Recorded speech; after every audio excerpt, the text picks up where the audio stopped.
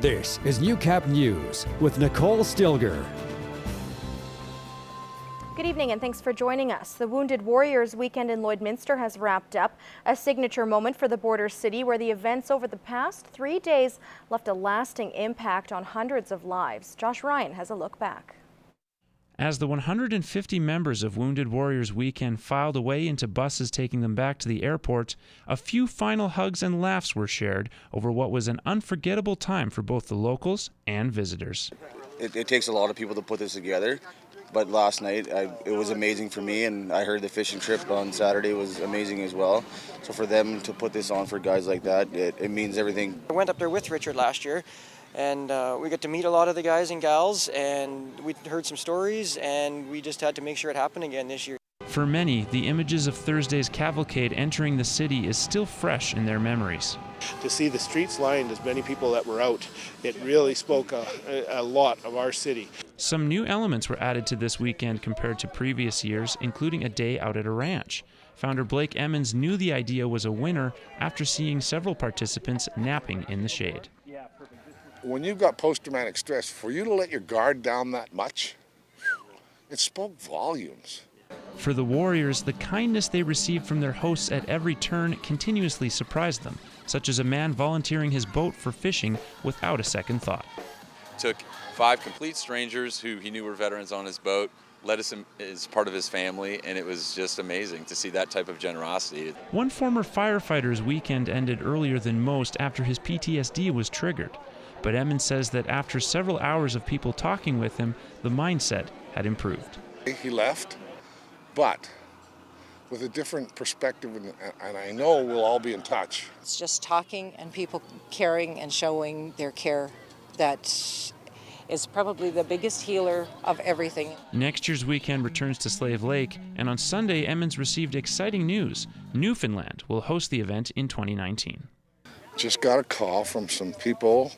I've been talking with them for a couple of months, and they're there.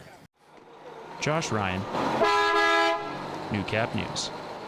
A generous donation was made this afternoon to benefit the expansion of the Pioneer Lodge here in the border city. The Lloydminster Rotary Club met once again, and this time it was to donate $20,000 to the Pioneer House.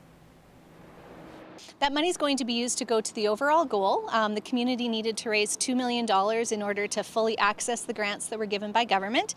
The facility benefits from the addition of 44 units that guarantees care for seniors in the community, making it easier for families.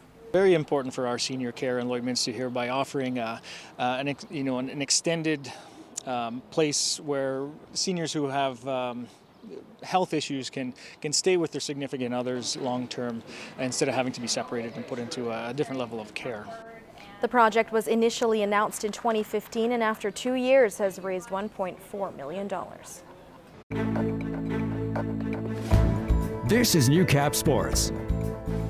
Well, day one of the U18 Fastball Championships are in the books, and Lance Phillips was at Legion Ballpark for the Liners' first game against the Saskatoon Selects. Lance, the Liners started their tournament with a 9-1 win over the Saskatoon Selects. From your perspective, what stood out in the team's opening win? Nicole, from my perspective, I saw a team that had all 3 phases of their game locked down: hitting, pitching, and fielding, especially on the pitching side.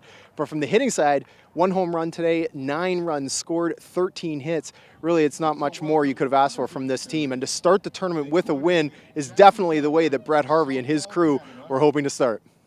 Now, head coach Brett Harvey made a point that pitching is one of the team's strongest attributes. How did that aspect of the game come together today? Yeah, Jensen Chorney was outstanding today. 7 innings, a complete game, 3-hitter with 1 earned run. I mean, to start a tournament in that way, in front of a home crowd with fans cheering for you, really, there's not much more they could have asked for. And if they can get that type of pitching performance out of the rest of their starters, they may be in good shape for the rest of this tournament. And it's a busy schedule for the Liners this week. What's next for the team?